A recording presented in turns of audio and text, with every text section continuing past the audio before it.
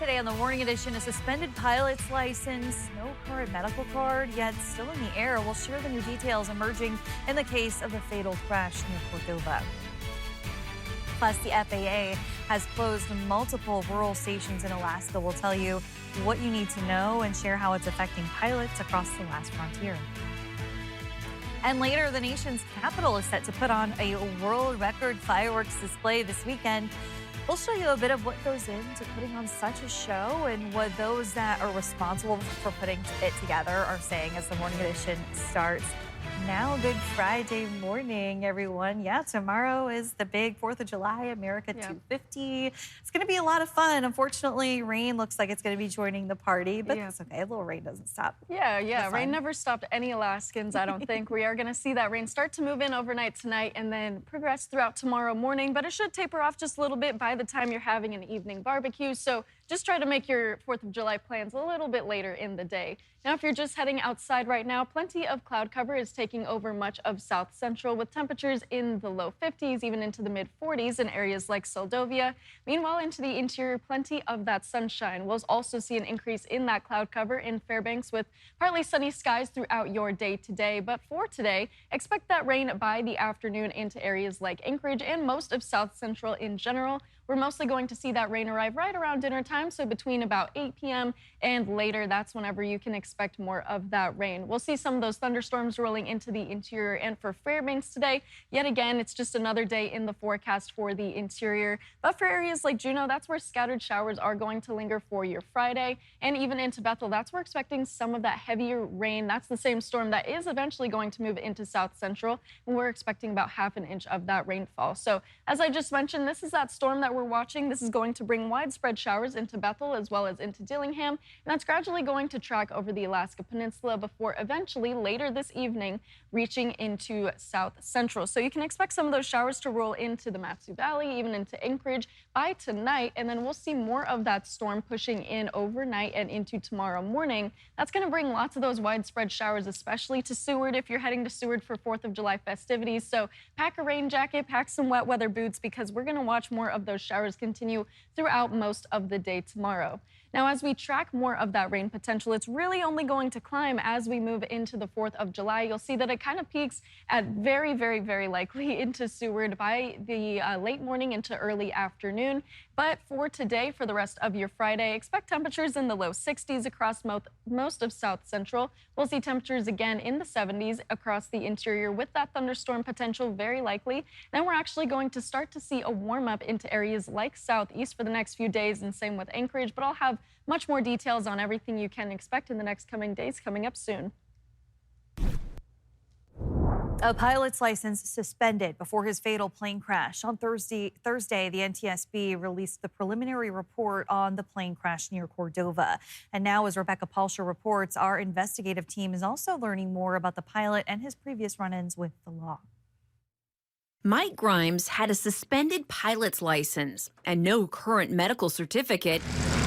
He flew anyway, leaving California, heading to Fairbanks to be with his girlfriend, landing twice in Yakutat, fueling up on automotive gas for his plane, and flying off without a flight plan, according to the NTSB. But there are some things in here that causes us to pause, if you will, as far as, and probably the big one is the suspended certificates.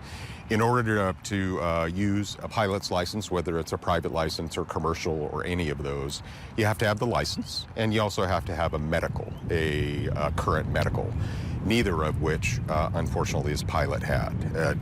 So that is one thing that sticks out. Officials say he crashed about 44 miles southeast of Cordova.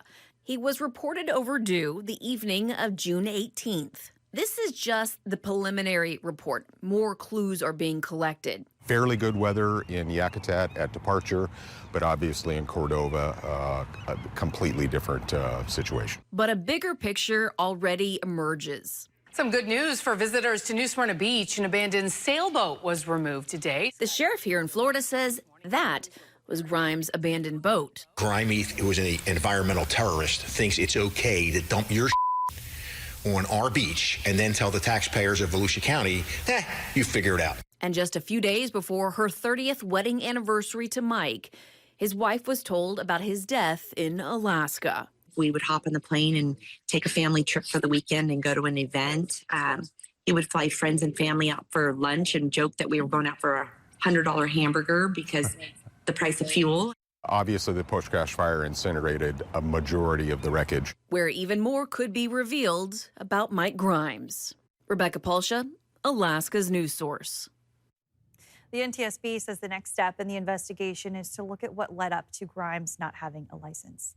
In the meantime, the Federal Aviation Administration has temporarily closed several facilities across Alaska. 7 FAA flight service stations across the state are currently unmanned. Staff were put on administrative leave earlier this month.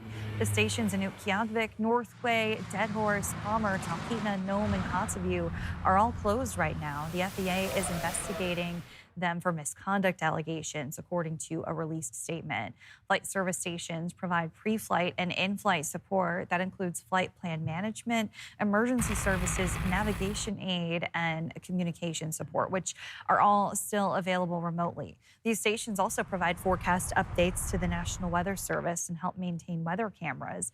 Right now, Fairbanks and Kenai airports are taking up the duties of these stations, but pilots say that getting in the air and communications are taking a little longer than usual in some places. It is a problem and it is an issue, but it's not such a huge disruption that we're not able to still accomplish what we need to get done.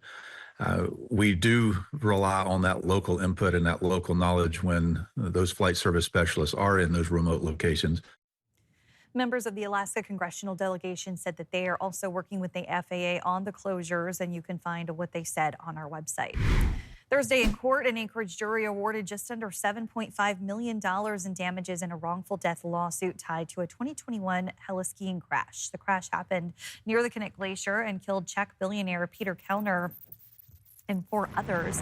Kellner's estate filed the lawsuit. Representatives issued a statement to Alaska's news source on Thursday, saying in part that the verdict brings closure and much-needed accountability. 3 defendants will be splitting damages: Tardrillo Mountain Lodge, Saloy Helicopters, and Third Edge, Alaska.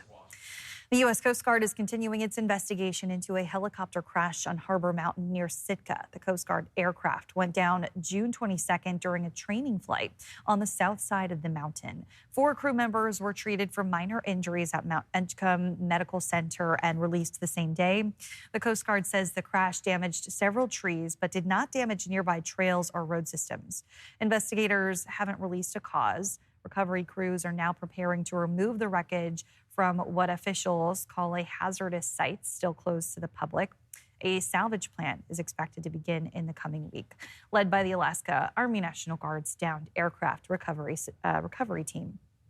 Anchorage police haven't yet released the names of 2 people killed in Wednesday's crash on the Seward Highway near Potter Marsh, but we have learned more about what led up to the crash. Police say it was a head-on collision. The drivers of the cars that collided are the ones who died. Investigators say a 2009 Volvo was heading north toward Anchorage. For unknown reasons, it crossed into the southbound lane and hit a 2022 Ford Explorer head-on. Both vehicles went into the marsh. A third vehicle, which was a 2021 Ford Edge, swerved to avoid the crash and also ended up in the water. The driver of that vehicle survived. The entire thing is renewing concerns about safety on the Seward Highway. In many cases, people are driving way too fast. They're passing where they shouldn't be passing. And the Seward Highway really needs help. I'm not paying attention to the traffic, so I'm concerned when I drive down there. The Department of Transportation has tried improving safety along the highway for years. Back in December, they released a preferred design for a 4-lane divided highway between Anchorage and Girdwood. The project would take 20 years to complete. This Saturday, Seward hosts the 98th Mount Marathon race. It will have been 14 years since Michael LeMaitre disappeared on the mountain while running what's often called the world's toughest 5K. As this year's race approaches, his family tells investigative reporter Johnson Kuhn what it's like to still wait for answers. Peggy LeMaitre says the last time she saw her husband Michael was at the starting line on July 4th, 2012. I basically said, I love you and have a good race. She says her husband had talked for years about taking on the legendary race. He was incredibly adventuresome. always doing something. Michael LeMaitre was 65 and running the 5K for the first time when he vanished on the mountain in cold rain and heavy fog. Searchers later found a glove and a water bottle along the trail, but no sign of him. They couldn't tell me if he came down or not. A large search followed, volunteers, dogs, and helicopters. But Peggy says days passed with no information. Hours went by, days went by, and absolutely nothing. Over the years, she says she heard rumors, including claims her husband ran off, but she says none of it matches reality. I have his wallet, I have his driver's license, I have his passport, I have everything here. Months after his disappearance, she went through the process to have him legally declared dead. You can't do anything until you have that death certificate. Since 2012, race leaders say safety has changed, including sweepers following the last runners and a requirement rookies complete the course before race day. Peggy says in her view, weather should also determine if the race goes on. I think if the weather conditions are horrid, that they should cancel the race. And as another Mount Marathon approaches, she says she still hopes someone on that mountain will eventually find something that finally answers the question her family lives with. There's days I get out of bed and I go, Michael, where did you go? You know, God, Michael, where did you go? You know, you don't forget it. You don't get over it. It will linger with me and my children until we die. Johnson Kuhn, Alaska's news source. The Mount Marathon race is this Saturday in Seward. Troopers still list LeMaitre as missing. If you have any information about his disappearance, contact Alaska State Troopers. Still ahead today on the Morning Edition, APD concluded Operation Summer Heat and are sharing the results of the massive crackdown. We'll tell you how many arrests and just how many drugs have been pulled off of Alaskan streets. And as we look ahead to our holiday weekend, wet weather is making its way just in time for festivities. Be sure to stay tuned for your forecast coming up.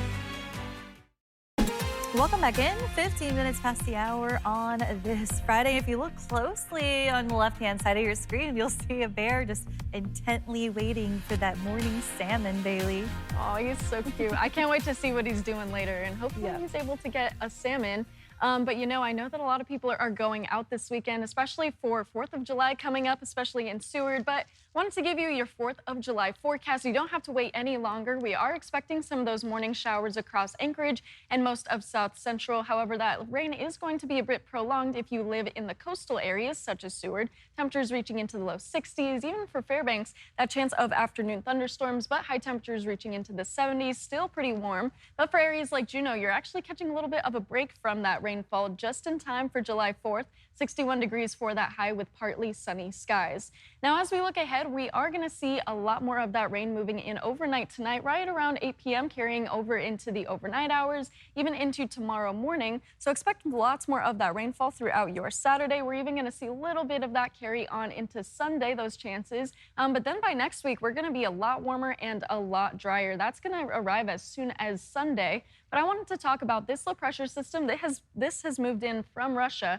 and this is bringing in lots of that heavy rainfall expected in Bethel today. It's even going to bring in a little bit of those showers into areas like Dillingham, but this is the storm that will eventually make its way into South Central by tonight and into tomorrow. Now, if you're in Southeast, brace for a little bit more of that rain to pick up today in areas like Ketchikan. You had a beautiful day yesterday for the most part, but you are going to see a lot more of that heavy rain throughout the day today. The heaviest amounts of rain for the entire region, actually. But as we look ahead throughout our day today for our Friday, we're going to start to see this storm shifting south just a little bit more and then eventually making its way into South Central by tonight and into tomorrow morning. Coastal areas can expect a lot more of that heavy rainfall to progress, but like I mentioned in Southeast, you're catching a little bit of a break, partly sunny to mostly cloudy skies expected for your Saturday. But this storm is going to traverse essentially over the entirety of the Kenai Peninsula, but catching a break into the evening hours for areas like Anchorage, even into the Mat-Su Valley just a little bit more, and then for Seward down to Homer, just get ready for more of those showers to roll in.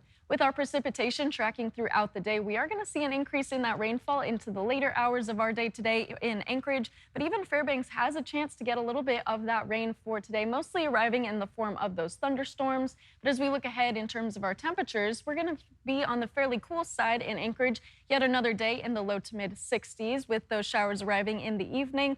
Rain and thunderstorms likely into the afternoon hours for the interior. Lots of that heavy rainfall expected into Bethel with temperatures just slightly cooler in the 50s. And for areas like Southeast, more of those scattered showers throughout your day today.